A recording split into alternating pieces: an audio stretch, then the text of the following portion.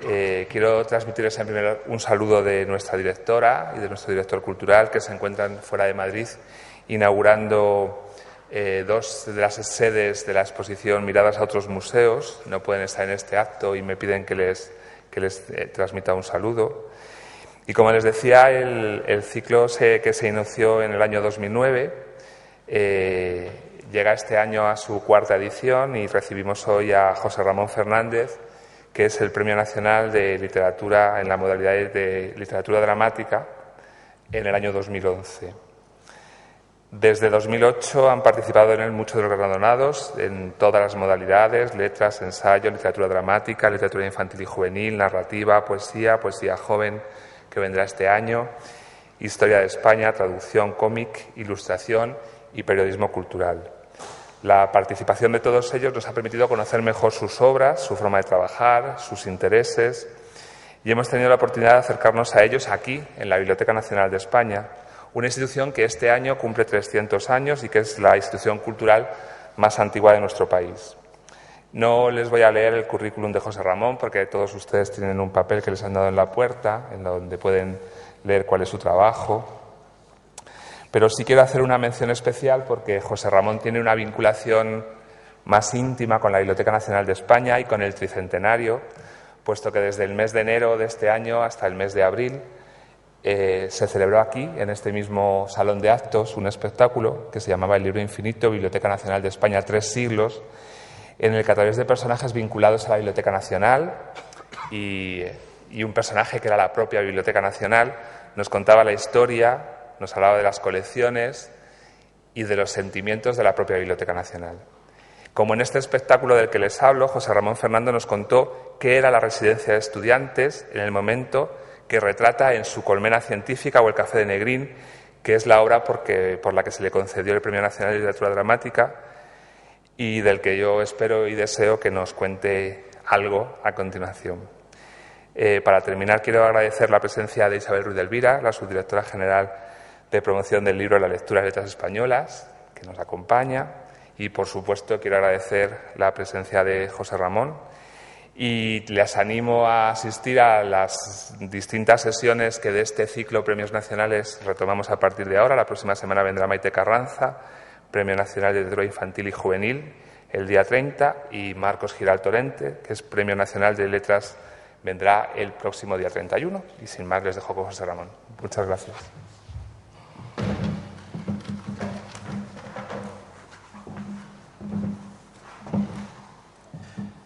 Buenas tardes y muchas gracias por haber decidido dejar una parte de su tiempo para venir a compartir este rato, estos 40 minutos conmigo en un acto que a mí me emociona especialmente.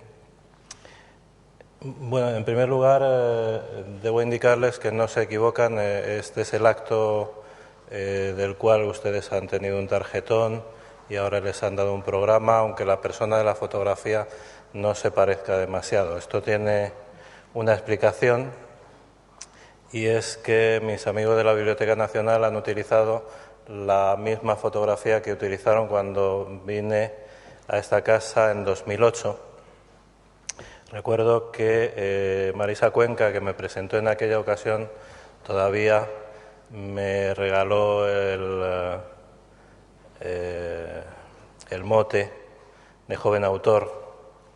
Últimamente, a causa del premio, por culpa del premio, me han cambiado eso por lo de prestigioso dramaturgo, lo cual entristece inevitablemente.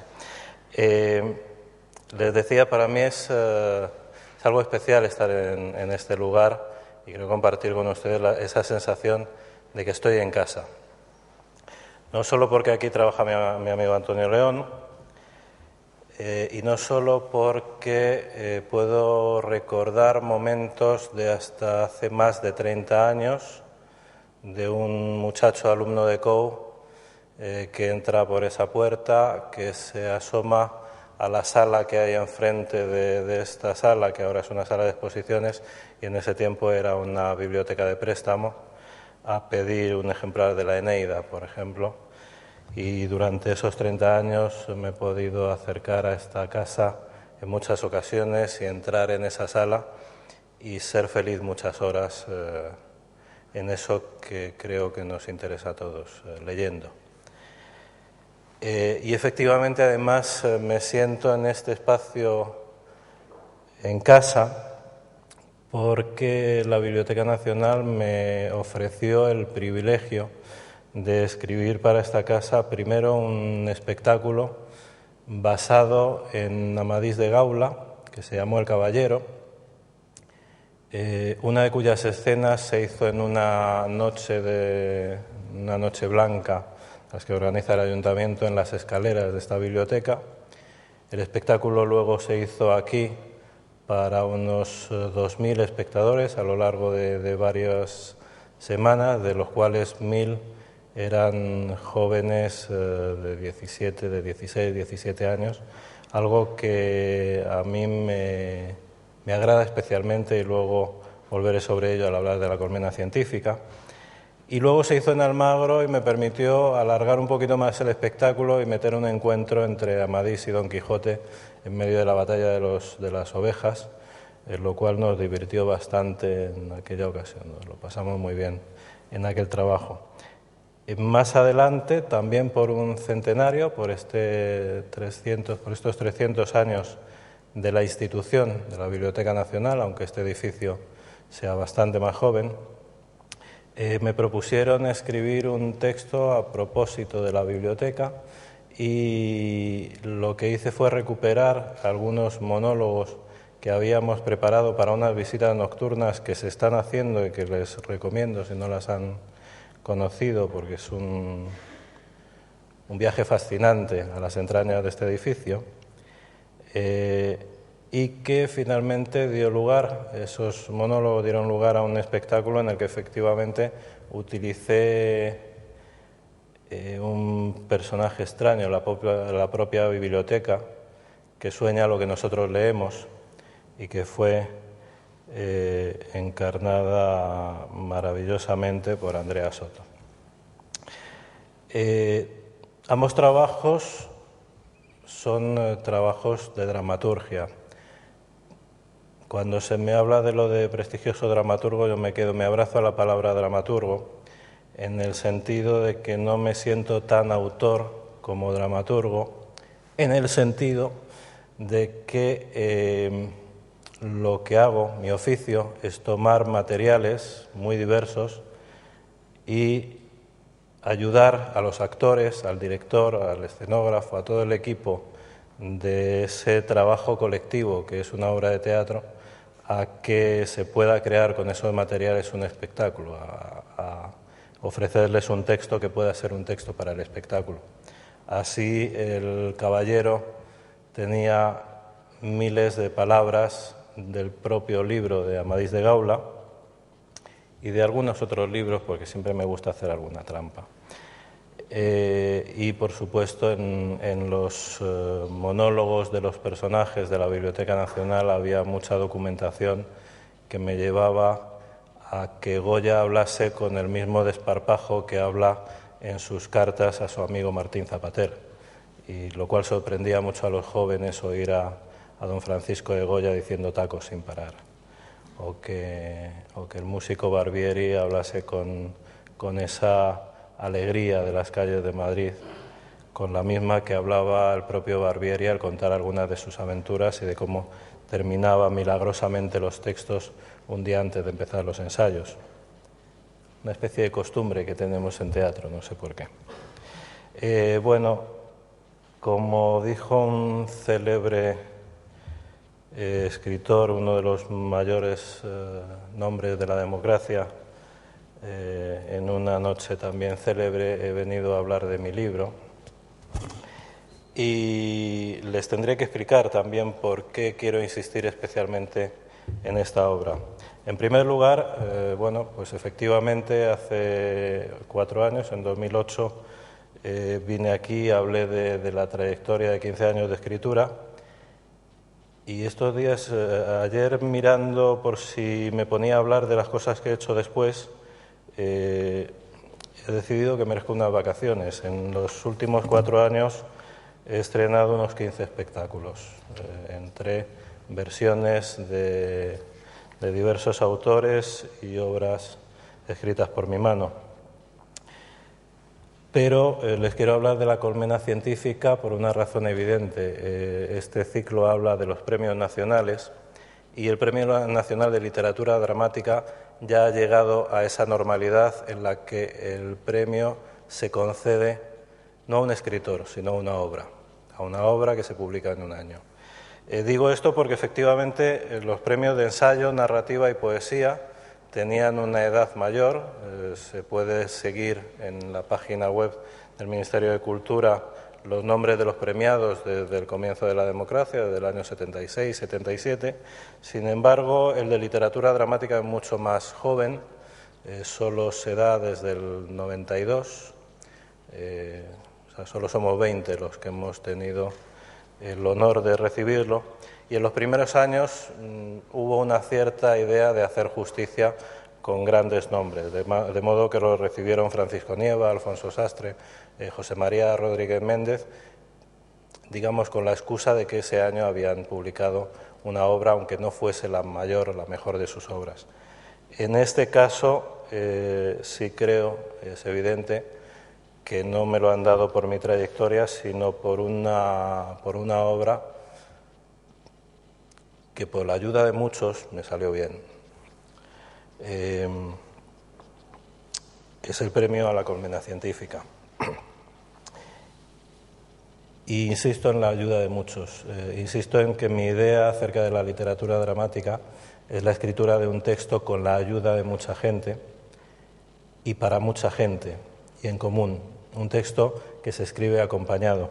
Yo escribo también novela y noto especialmente esa ausencia de mis amigos cuando estoy escribiendo novela, porque un texto dramático a las pocas páginas empiezas a mandar correos electrónicos al director, a los actores, a contarles lo que estás haciendo, o incluso ha habido muchas reuniones antes de que la primera página esté escrita. Este es el caso.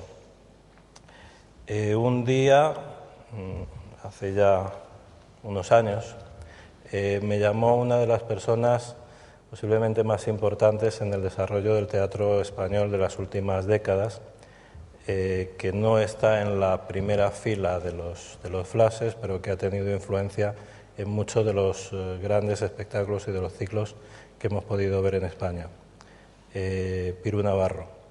Isabel Navarro era en ese momento la asesora de Gerardo Vera, director del Centro Dramático Nacional, y estas dos personas se habían reunido con las personas que dirigían el proyecto del centenario de la residencia de estudiantes, con la intención de hacer un espectáculo que pudiese de algún modo provocar preguntas, provocar curiosidad, provocar un cierto regreso hacia la residencia de estudiantes por parte de quienes la hubieran conocido en algún momento. Hace unos meses, con motivo de que les dieron una condecoración muy noble, la Cruz de Alfonso X, yo comenté a los amigos que a mí me gustaría vivir en un país que se pareciese a Pepe García Velasco y a Alicia Gómez Navarro, que son las personas que han dirigido la residencia desde su recuperación en el año 86 y que idearon este proyecto.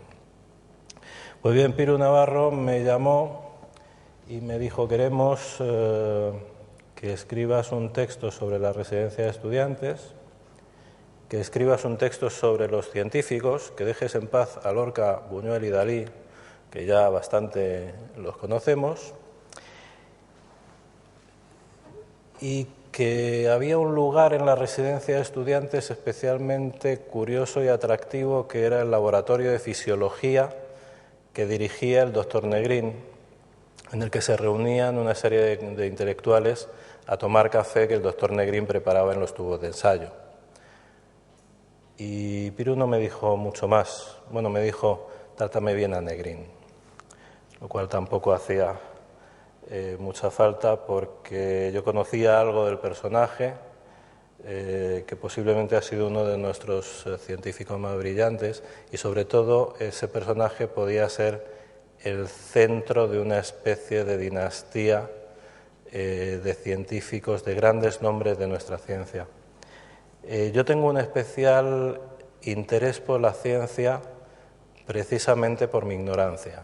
Soy de eso que decimos de letras puras, es decir, una especie de analfabeto para todo aquello que tenga que ver con las ciencias naturales, la física, la química, las matemáticas y otras ciencias ocultas. Tal vez por eso el proyecto me resultaba especialmente atractivo, pero sobre todo porque yo ya conocía la residencia, había ido en muchas ocasiones y me parecía un bello proyecto de eso, de algo a lo que yo quisiera que se pareciera a mi país. Y empecé a trabajar en ese proyecto de país. Y empecé a encontrarme con una cantidad inmensa, casi infinita, de personajes fascinantes y de historias fascinantes, y con el problema que tenemos siempre en la dramaturgia, y es que una obra de teatro suele durar entre 9 y 12.000 palabras. Cuando me desespero mucho con esa premisa, suelo echar mano de Camarón de la Isla, porque si ustedes recuerdan el argumento de Otelo, pues Camarón lo resume con 3 o 4 versos: pañuelo a rayas con lunares colorados, dime dónde lo compraste, quién te lo ha dado, quién te lo ha dado. Es decir, no necesitamos 12.000 palabras para atrapar al público, solamente necesitamos trabajo, talento y ayuda. El talento me lo daba un equipo maravilloso de gente, de dirección, de actores, y una ayuda inmensa, infinita, por parte de una institución que se volcó en hacer todo lo que fuera posible por facilitarme el meter todo ese universo en esa pequeña caja. Antes he hablado de la idea de dramaturgia como la disposición de una serie de materiales, sean literarios, sean simplemente materiales textuales, históricos. Se supone que podemos hacer teatro casi con todo, y don Fernando Fernán Gómez hizo una demostración hace años haciendo un recital maravilloso simplemente con los anuncios con palabras de un periódico. El material para el espectáculo de la colmena científica era tan rico que lo único que podía ir fallando era a la hora de elegir, pero también tenía ayuda en ese sentido por parte de las personas de la residencia que me animaban a hacer travesuras. Cuando sabía que tenía muy pocos personajes, que podía meter muy pocos personajes, porque una obra de teatro tiene unas limitaciones, ellos sabían que esa obra tenía esas limitaciones y que la producción tenía esas limitaciones, pero recuerdo en una reunión que me dijeron: ¿y a Unamuno no lo vas a meter? Yo estaba deseando meter a Unamuno. Y efectivamente Unamuno entró, y luego quien viera el espectáculo encontraría que en el personaje de Unamuno Ernesto Caballero hizo probablemente una de las muestras más evidentes de su mucho talento como director de escena. Si acaso luego lo comento más despacio, porque tal vez haya personas que no vieron el espectáculo. ¿Cómo me aproximé a ese proyecto de país, que era la residencia de estudiantes? A través de los ojos de esos personajes que pasaban, de esas personas reales que pasaban por ese laboratorio de 100 metros cuadrados en el edificio que hoy conocemos como el Transatlántico, el edificio donde se hacen las exposiciones. A través de los ojos de José Moreno Villa, de su libro Vida en Claro, en el cual encontré momentos en los que no sabía si estaba leyendo o pensando, porque encontré en algunos aspectos una especie de alma gemela. Por ejemplo, en uno muy especial, que era el amor por la pintura, y la fascinación por el color azul, que encontré en un artículo de José Moreno Villa en la revista de la Residencia a propósito de un pintor fascinante del Museo del Prado, que es Patinir, que podemos ver en el Museo del Prado, quiero decir que es Patinir. En los libros encontré cosas que parecía que estaban esperándome para decir cuenta esta historia. En un libro que hablaba de los experimentos que hacían en ese laboratorio de fisiología, entre las ilustraciones encontré una postal de Nueva York. Ese libro lo había escrito el nieto de un catedrático de fisiología que había heredado el puesto del doctor Negrín, que era de una ideología absolutamente contraria a la del doctor Negrín, lo cual no impedía su profunda amistad. Esa postal de Nueva York iba firmada por el doctor Negrín y por Severo Ochoa, que en ese año 44 se habían reconciliado después de una serie de desencuentros y enviaban un abrazo a su amigo que vivía en Madrid porque había optado por el bando franquista.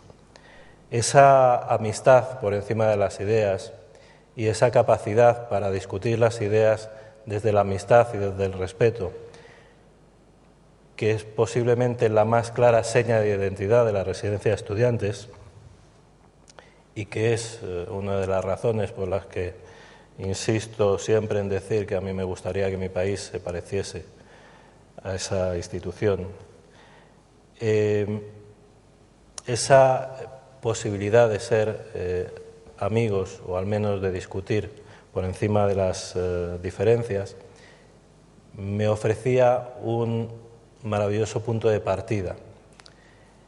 Y además me ofrecía la relación entre dos personajes que efectivamente parecía que me la habían colocado ahí simplemente para que yo me dedicase a contarla, que estaba ya contada, no hacía falta más que pasarla limpio. Y efectivamente hubo una relación entre Severo Ochoa y el doctor Negrín que partió de la admiración absoluta de Severo Ochoa, que pasó por una cierta discusión paternofilial, que acabó en un alejamiento y que más tarde tuvo ese estrambote maravilloso del abrazo en el año 44 en Nueva York. Fue muy emocionante encontrarse con ese nieto del doctor Corral el día de un ensayo previo que hicimos en el salón de actos de la residencia y ver su emoción y sus lágrimas. Cada uno de estos personajes se me ofrecía desde biografías en las que iba sintiendo su latido y su pasión. Las biografías de Negrín, de Ochoa, de Unamuno, que salió en ese tiempo, y hay un personaje que a mí me enamoró especialmente, que es don Santiago Ramón y Cajal, a través especialmente de un proyecto, que es el proyecto que genera de algún modo buena parte de la actividad de estos científicos, que es la Junta de Ampliación de Estudios. Por hacerles un resumen, las becas Erasmus son un plagio de la Junta de Ampliación de Estudios. Las becas Erasmus, que posiblemente son el más bello producto de la Unión Europea desde el armisticio del final de la Guerra Mundial.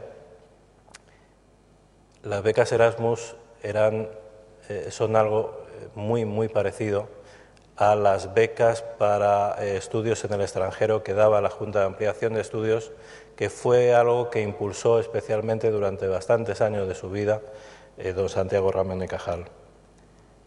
Y me encontré más cosas que parecía que estaban preparadas para que yo las pasase a limpio. Me encontré una película de la cual quedan 2 de sus 3 rollos, que se ha conocido como ¿Qué es España? Y que mostraba ustedes perdonen, no he apagado este chisme. Este es un buen anuncio de lo que no hay que hacer. Bien. decía, me encontré esa película algunos años antes por una amiga, una película que nos mostraba a los que podrían ser los padres de la patria, pensadores, científicos, filólogos, escritores, que nos presentaba una juventud que hacía deporte, que estudiaba, que se acercaba al conocimiento desde otra manera de vivir, y unos proyectos de escuela muy diferentes, muy abiertos, que tenían también que ver con todo el proyecto de la residencia de estudiantes y de la institución libre de enseñanza. Y así me encontré con otros dos de los personajes, con Justa Freire y con Ángel Llorca. También con las páginas, estamos en un mundo en el que casi todo lo podemos encontrar por esa ventanita que se llama Internet. Y a través de esa ventanita he podido tranquilamente consultar, por ejemplo, todos los ejemplares de la revista de la Residencia de Estudiantes que están a su disposición en Internet y que es un viaje fascinante a aquellos años, o he podido acercarme a los apuntes de uno de estos personajes, del maestro Ángel Llorca, a los apuntes que utilizaba para dar las clases a sus niños de 8 años. Es decir, he sido parte de un equipo. Mi único mérito ha sido hacer esto con toda la pasión posible y echándole todas las horas del día que la vida me ha permitido. Y he tenido la suerte, además, de encontrarme con un maravilloso equipo de puesta en escena. El escenógrafo, el director de escena, el iluminador, que ha sido el Premio Nacional de Teatro de este año, Juan Gómez Cornejo, y un equipo de actores extraordinario. Para un dramaturgo no solo es muy importante ese trabajo en equipo, es muy importante ver encarnados esos trazos que ha puesto en un papel, porque las voces y los cuerpos de esos actores van a hacer verdad o van a demostrar que es mentira lo que he escrito. En este caso contaba con un equipo de actores extraordinario, muy cohesionado, porque Ernesto Caballero tenía claramente la idea de que en el tiempo muy limitado que tenía para trabajar, tenía que trabajar con actores que conocía bien. Y a lo largo de los ensayos pudimos ir viendo cómo el texto tomaba forma. No hablo como Julio César, como que el escritor hacía las cosas, no. Es que el texto iba tomando forma en la voz de esos actores, en el trabajo de esos actores y en el trabajo que a través de los ensayos, a partir de lo que veía en los ensayos, yo podía ir modificando. Es decir, el trabajo de dramaturgia puede partir de la nada entendida como lo que tenemos en la cabeza los que escribimos, pero muy a menudo parte de muchas cosas preexistentes. Este era el caso. Partí de la realidad para inventarla y para ello me tuve que poner en la piel de tipos que, como digo, hablaban un idioma para mí casi extraterrestre, de fisiólogos, de médicos, utilizando toda la documentación a mi alcance y tratando de que hablasen en su idioma. Posiblemente uno de los momentos para mí más interesantes como dramaturgo es cuando el personaje de Severo Ochoa se pone a hablar de las cuestiones de las barbaridades que le hacen a una rana para conocer el nivel de glucosa, etcétera, con unos términos absolutamente incomprensibles para quien no sea médico, pero el actor consiguió transmitirnos la misma pasión que probablemente tenía Severo Ochoa cuando estaba trabajando sobre esos bichos que le facilitaba un señor llevándolos en un saco al que llamaban el tío Rana, y que es un misterio que espero algún día poder desvelar, la identidad de ese individuo. Del mismo modo que en la obra que se está ahora ensayando, Mi piedra Roseta, que se estrenará el 2 de diciembre, hay dos personajes que son violonchelistas y he sometido a un tercer grado a algunos músicos para conocer todo tipo de detalles acerca de su trabajo, de sus lesiones, de su día a día. No es lo que dicen en su idioma lo que nos interesa, es su verdad como personas. Y en ese sentido sí tengo cosas en común. Sí he trabajado en lugares aparentemente poco atractivos, aparentemente poco fascinantes, como bibliotecas, como centros de documentación o como oficinas de gestión cultural, que en principio pueden parecer lugares bastante asépticos, bastante tristes, pero que son una selva tan maravillosa y tan llena de aventuras como lo es para el doctor Negrín su pequeño laboratorio en la última escena de esta obra, en la que se despide de ese lugar que, si vemos una fotografía, es un sitio pues como cualquier botica de los años 30, sencilla y humilde, y sin embargo, para un científico es el paraíso, es el lugar donde pueden suceder las mayores aventuras, las cosas más fascinantes.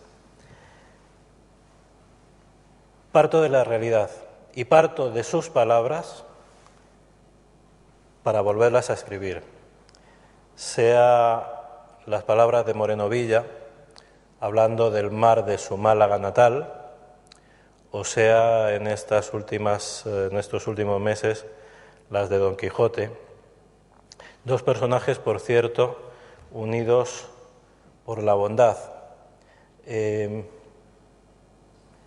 Uno escribe lo que puede, como puede, y tal vez nunca reflexiona lo suficiente mientras cabalga.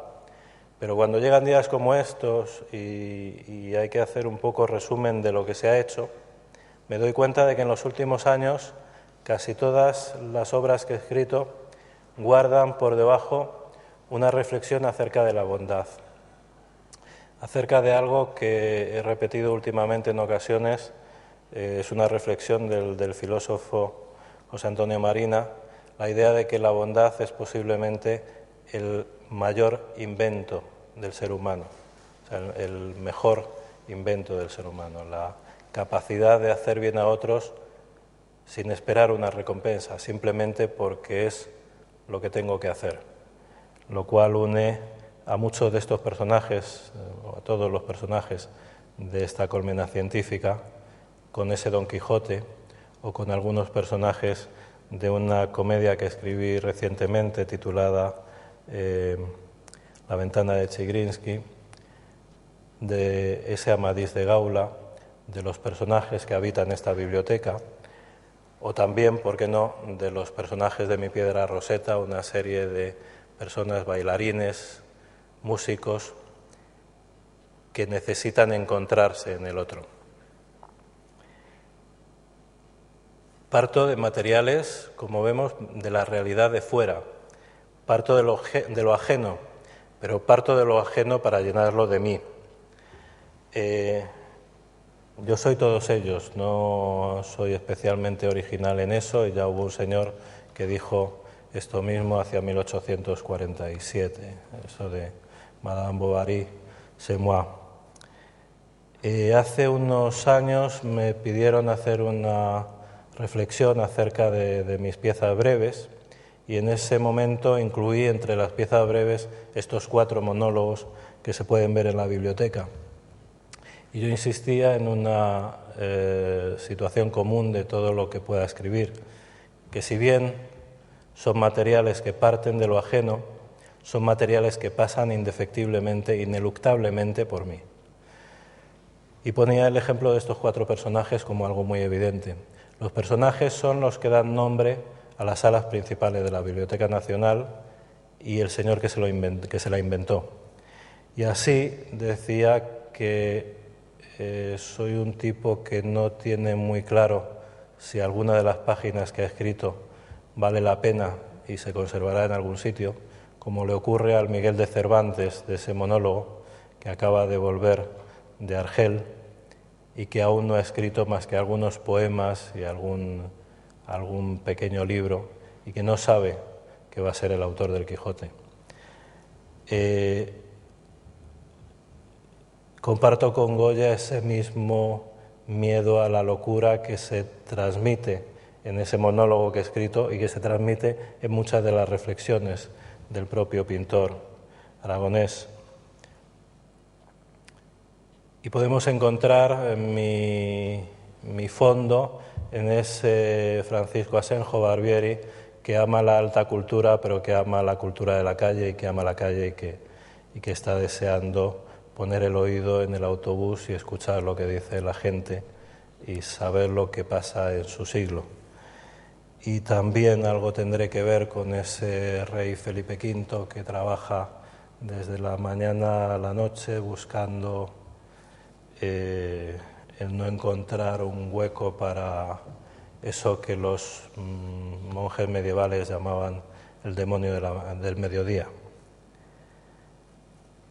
Vuelvo al proyecto de país de la residencia de estudiantes. Hubo todo ese proceso maravilloso de la escritura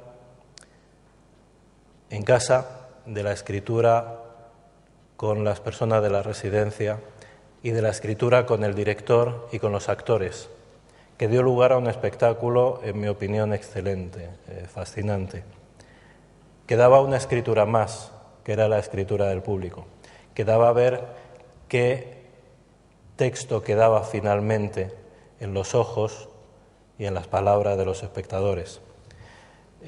Tuvimos encuentros fascinantes con espectadores de todo tipo, con personas de la profesión, con científicos. Ha habido muchos científicos que se han acercado después a desahogarse conmigo. Es decir, a contarme ese momento era fascinante, era un momento de pioneros. Ahora hay una frase, al parecer, que ya es una especie de refrán, o publicas o pereces. Hay una cierta, dicen que hay un cierto encajonamiento de la ciencia en una forma mucho más burocrática. Tal vez es lo que ven ellos desde dentro, pero no ven desde fuera que ellos también están haciendo milagros fascinantes.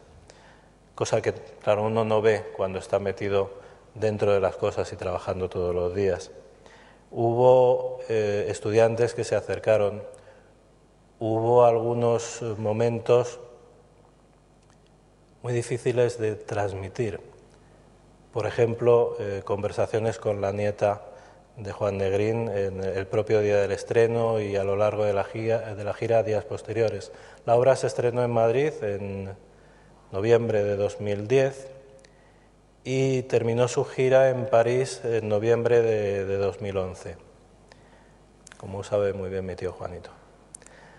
En esa función de París de 2011 todavía recibí un aspecto más de la escritura de este texto. El director del Festival Don Quijote de París me envió copia de una carta que le había enviado una amiga suya que no había podido ir por sus achaques de la edad a ver la función, pero que recordaba que ella era uno de los niños que salieron hacia el Perelló, que es uno de los aspectos que cuenta uno de los personajes al final de la obra, cómo se llevaron a un grupo de niños de colegios de Madrid hacia Levante y que en Levante formaron aún unas colonias escolares, y esos niños todavía tienen en la memoria, algunos tienen en la memoria las cosas que aprendieron desde ese modo de hacer país que es la educación a través del espíritu de la institución libre de enseñanza. Esa idea de hacer país me la dejó muy clara en una sola frase un célebre actor que también pasó a ver la función, que era Santiago Ramos, me dijo: yo quiero ser un español de esta España. En estos últimos textos ha habido algunas personas que han mencionado mi escritura como una literatura en la que hay un cierto aroma patriótico, que no es nada triunfalista, que sí piensa en un país en el que la educación, la ciencia y la tolerancia sean las señas de identidad. Y curiosamente, quien mencionaba esto lo decía a partir de ese Don Quijote que podrán ver ustedes en noviembre en Madrid y que mañana, por ejemplo, está en Murcia, en el cual recupero una frase tal vez de las que más me emocionan de esa novela. Es la que dice un vecino de Don Quijote, el morisco Ricote, que ha tenido que irse de España, que vuelve disfrazado de peregrino alemán, que se encuentra con Sancho Panza y que le dice: doquiera que estamos, lloramos por España. Vuelvo a este proyecto de país por recordar algo que para mí ha sido especialmente importante en la escritura de este texto. Era pensar en los jóvenes, para los cuales, como un día me bromeaba mi hermano, todos estos personajes son señores con nombre de hospitales, pero de los cuales no sabemos mucho más. Dice, para uno que es conocido le llama solo por su nombre de pila, Federico, se le menciona así como que está en la habitación de al lado. Me resultó fascinante dialogar con alumnos de un instituto gallego que habían venido a Madrid a partir de un pacto con sus profesores. Sus profesores les llevaban a un musical y a cambio de llevarles a un musical le llevaban a un tostón como esta obra. Y de esta obra parece que salieron especialmente contentos y con ganas de acercarse al menos a Wikipedia a saber quién demonios eran todos estos señores de bata blanca. He de decir que a mí me ha quedado muchas ganas de volver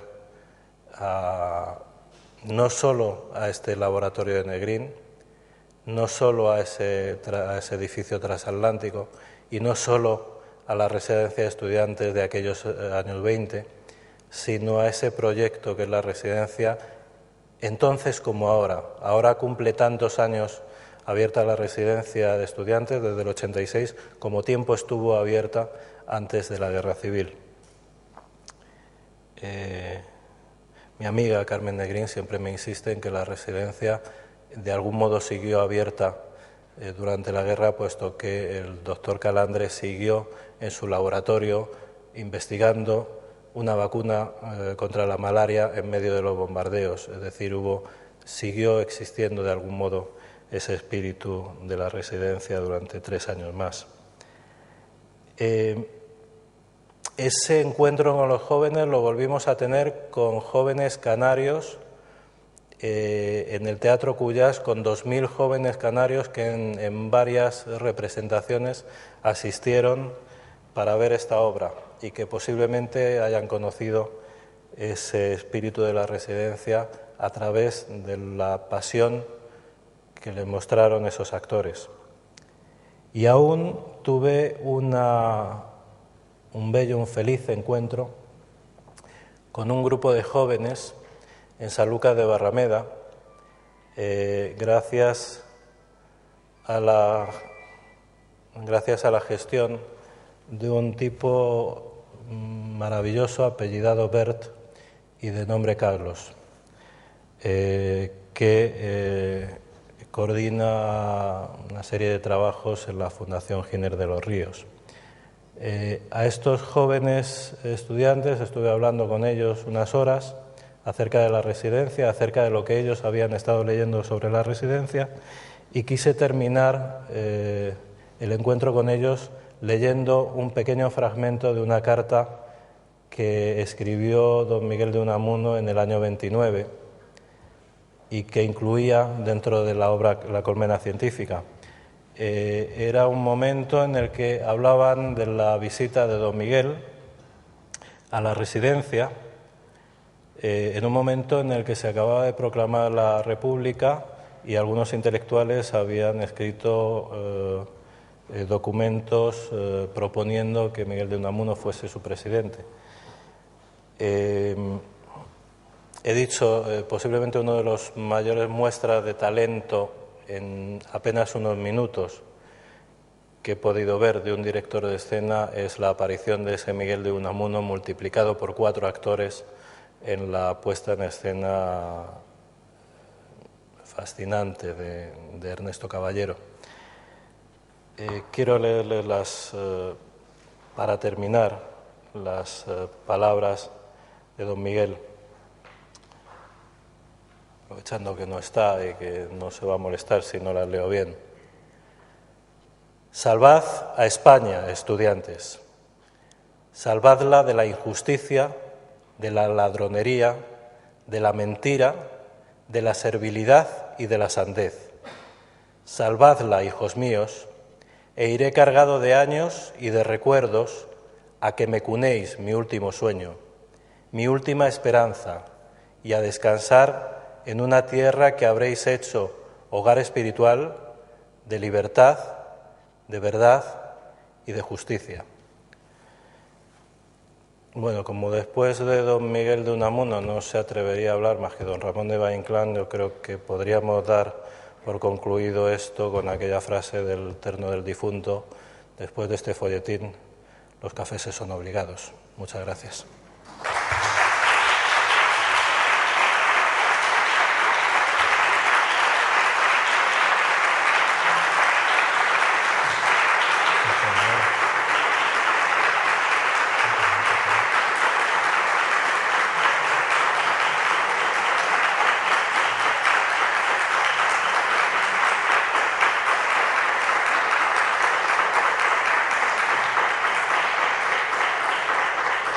Me indican, a traición desde la organización de este evento, que se podría abrir, y de hecho hay 2 personas con micrófonos inalámbricos amenazándoles que se podría abrir un turno de preguntas por si alguien quiere decir algo, o como también dijo en una tertulia don Ramón del Valle-Inclán, o callar para siempre.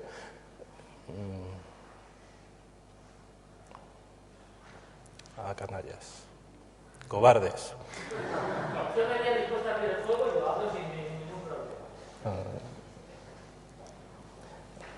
Espera, que en el micrófono.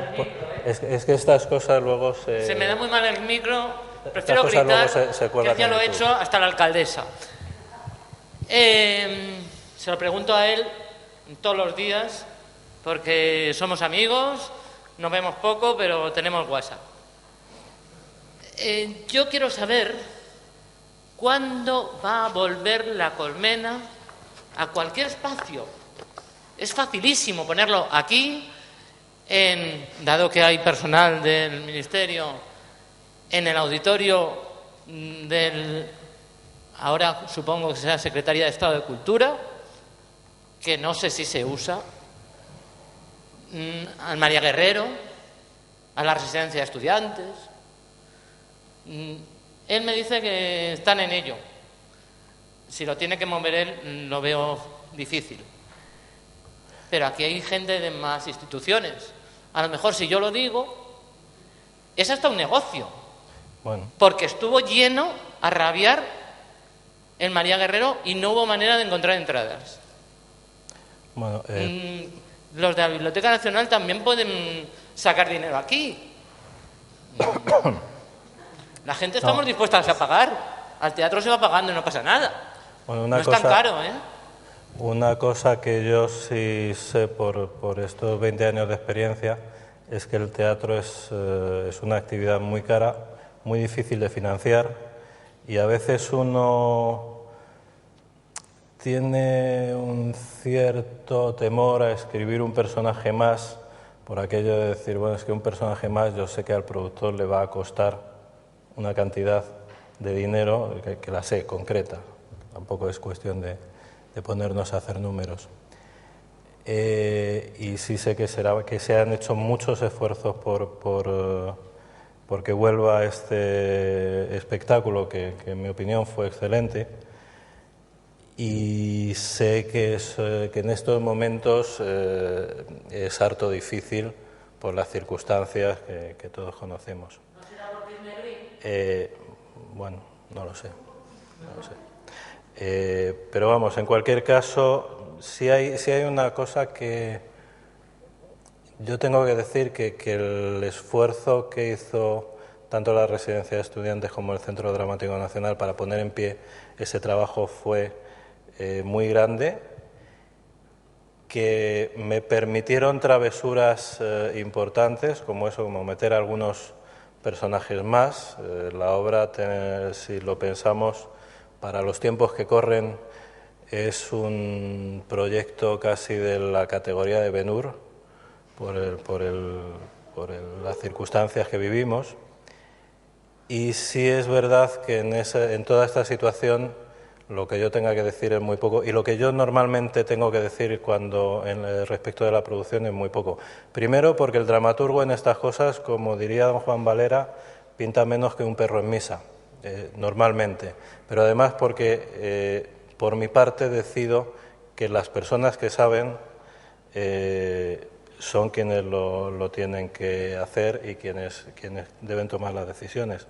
Debo decir que, por ejemplo, ahora mismo, aparte de que quien dirigió la obra es ahora el director del Centro Nacional, ¿quién va a tener más deseo de volver a poner la obra si pudiera que el propio Ernesto? Y que dentro de la gestión cultural, ahora aprovechando que no ha venido porque estaría con 100.000 líos, el director adjunto del Centro Dramático Nacional, Ángel Murcia, es uno de los mejores cuadros que tenemos. A ver, me explico. Un cuadro es Pep Guardiola, por ejemplo. Es decir, es un tipo que distribuye el juego de todos y que hace mejor el trabajo de todos sin que casi se note.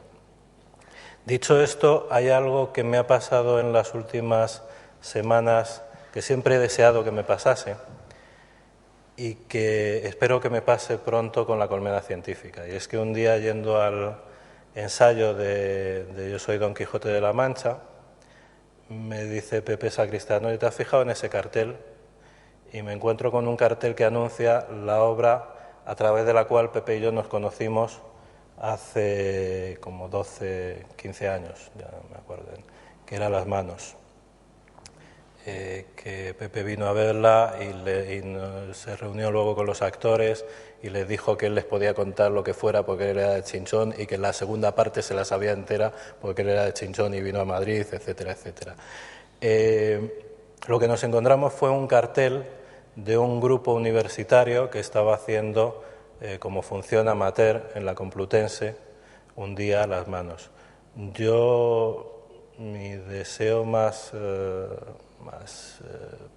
pequeño, más íntimo, más de dentro, es cualquier día pasar por un instituto, por un centro universitario y encontrarme un cartel a la puerta diciendo que los del grupo de tercero de medicina están haciendo la Colmena Científica. De hecho, sé que ha habido gente que lo ha preparado y posiblemente han decidido hacer otra cosa más divertida, yo no lo sé, pero sí es verdad que cosas así pueden suceder en cualquier momento y creo que es un texto precisamente para que los estudiantes trabajen sobre él y para que los estudiantes se lo cuenten a otros estudiantes y hagan suyo esta parte de nuestro pasado que posiblemente podría ser la parte que nos empujase hacia el futuro desde la memoria.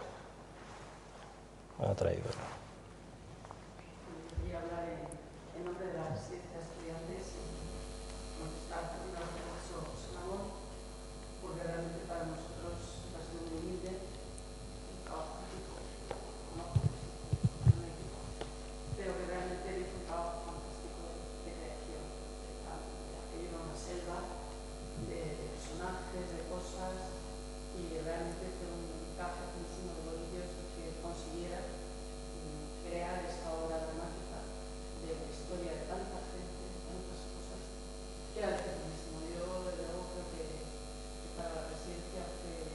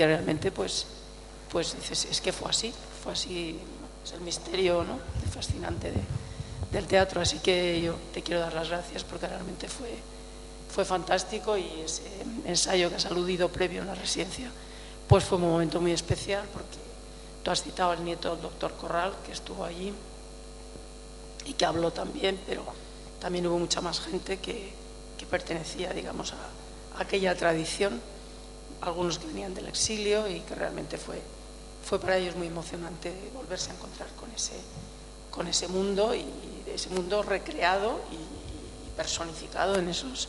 Y realmente que yo estoy de acuerdo como tú en que fue una puesta en escena fantástica de Ernesto Caballero, de los actores, del iluminador, del decorador. Yo creo que fue una cosa muy especial.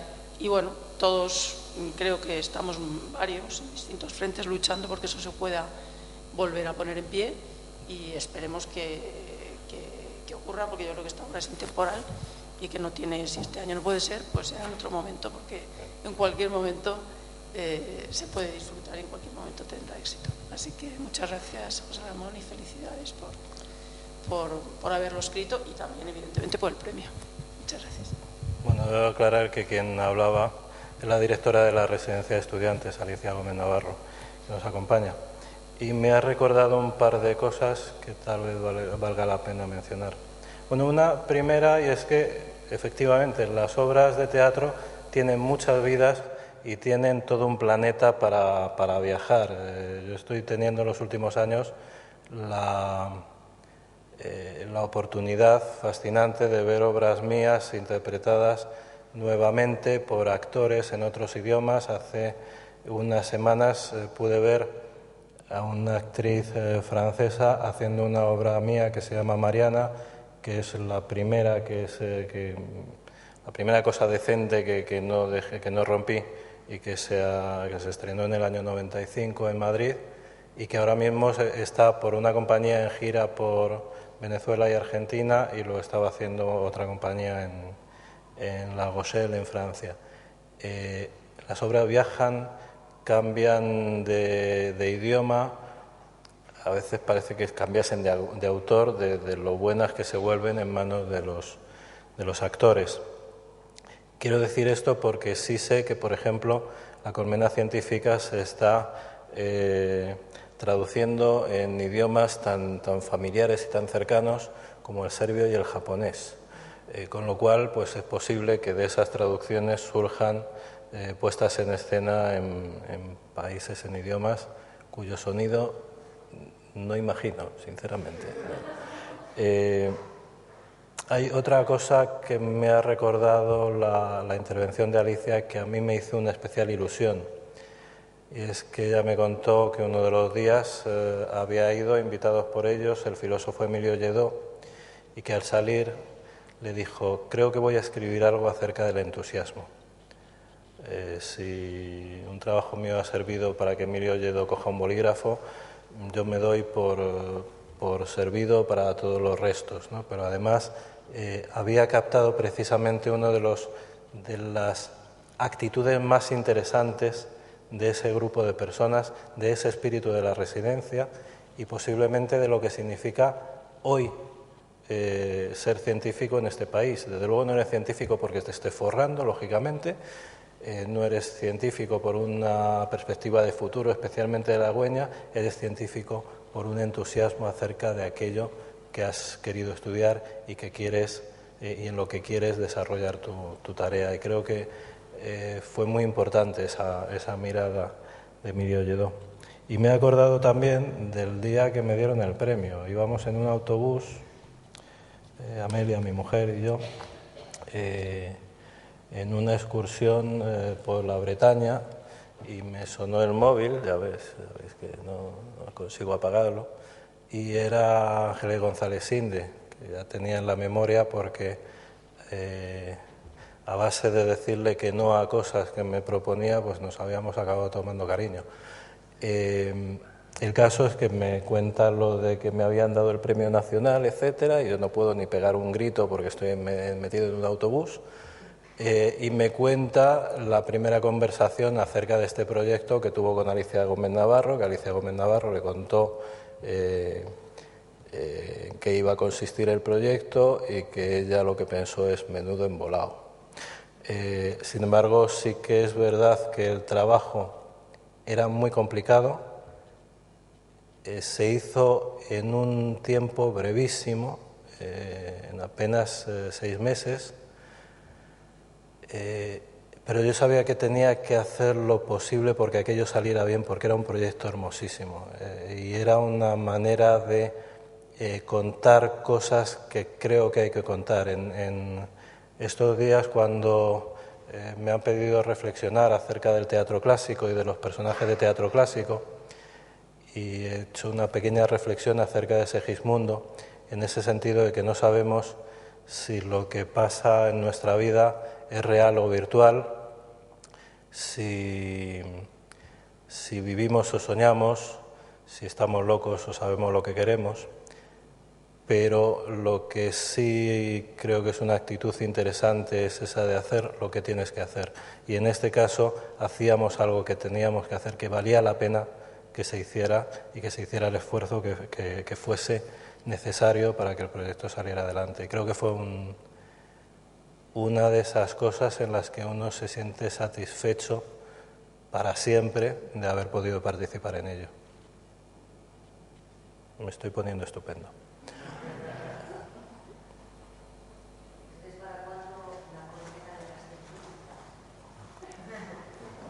Gracias, gracias. Sí, un problema que tuve en esta obra era que yo quería que apareciesen mujeres, porque he entendido, digamos, como una lectura de la historia reciente, el siglo XX es el siglo de las mujeres. Y en España es el siglo en el que las mujeres estudian, en el que las mujeres aprenden a leer, en el que las mujeres entran en la universidad sin tener que disfrazarse de señores o sin tener que entrar acompañadas por el catedrático, sentarse al lado del catedrático y luego salir acompañadas del catedrático hasta la puerta, como pasaba en el 19. Me interesaba especialmente. El problema es que en ese espacio era la residencia de estudiantes chicos. Para meter a las estudiantes chicas tenía el problema de desvirtuar la realidad, puesto que no pasaban por allí. Había muy poca documentación acerca de las mujeres que trabajaron como auxiliares en el laboratorio.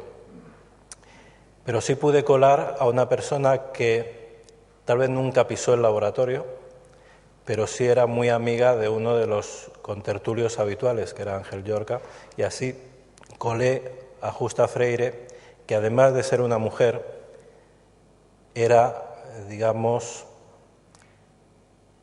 gente de la calle. Es decir, era una maestra que venía de un pueblo de provincias, que trabajaba en un colegio público y que, sin embargo, era una de las 500 personas que sostenían como socios la Sociedad de Conferencias, de la que hoy no he hablado aquí, pero que sí se habla en la obra, y que es ese lugar que acoge a los grandes pensadores, científicos y artistas de todo el mundo en ese momento que vienen a Madrid. Howard Carter viene a Madrid a contar: el año pasado he descubierto una tumba de un faraón que se llamaba Tutankamón. Einstein viene a contar sus descubrimientos. Le Corbusier viene a contar sus cosas y viene a conocer España, Toledo, etcétera, con estudiantes de arquitectura españoles. Los grandes músicos, los grandes poetas, los grandes exploradores, los grandes viajeros. Hubo una exposición fascinante de la residencia sobre los viajeros, en la que, lógicamente, volvía a aparecer Howard Carter, que en mayo de 1928 viene a dar una segunda conferencia sobre los descubrimientos que está haciendo en la tumba de Tutankamón. La primera conferencia tiene un éxito tal en el espacio de la residencia de estudiantes que tienen que hacer una segunda conferencia en el Teatro de la Princesa, es decir, en el Teatro María Guerrero. En mayo de 1928 hubo un arqueólogo dando una conferencia sobre arqueología con el teatro lleno. Ese era el Madrid de los años 20. Y aún metí un personaje femenino más que no metimos en la obra por esa cuestión de que había que ajustar la producción al máximo, pero que sí pudimos meter en el texto publicado en este objeto precioso que publicó la Residencia de Estudiantes, que es Marie Curie. Porque Marie Curie vino a la residencia a dar algunas conferencias, acompañada de su hija, que también fue premio Nobel, vaya familia, y luego fue la presidenta de una comisión de sabios de Naciones Unidas que se reunió en el auditorio de la Residencia de Estudiantes, que tras la guerra se convirtió en una iglesia, para hablar del porvenir de la cultura en el mundo, con algunos de los mayores talentos del pensamiento mundial.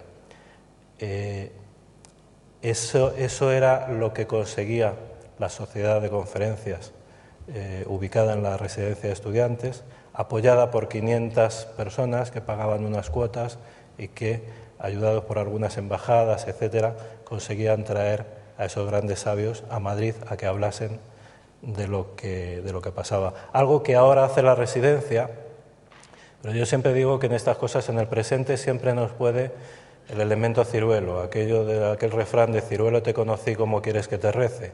A aquellos que conocemos y que hemos visto crecer no nos parecen tan grandes, pero yo no creo que Jorge Semprún esté por debajo de ninguno de los intelectuales que vinieron a la residencia en los años 20 a hablar de su obra, por ejemplo, y Jorge Semprún dio un maravilloso seminario sobre la memoria de los campos de concentración hacia el año 2007, creo.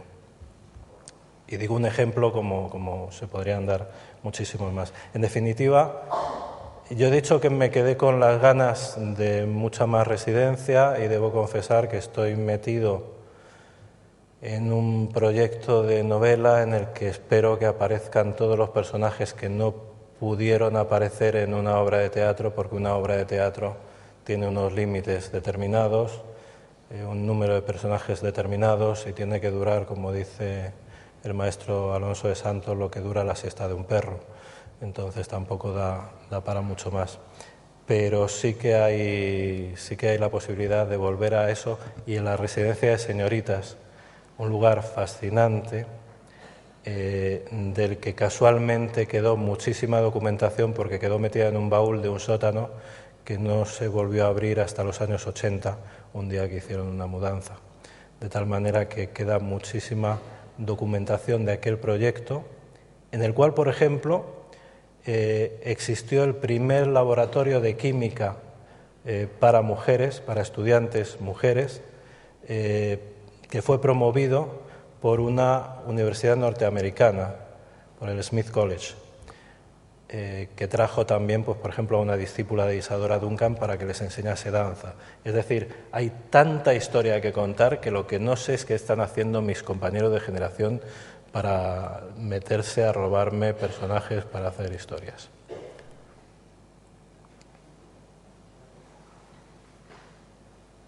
Pues ahora sí que los cafés son obligados, parece, ¿no? Pues muchas gracias.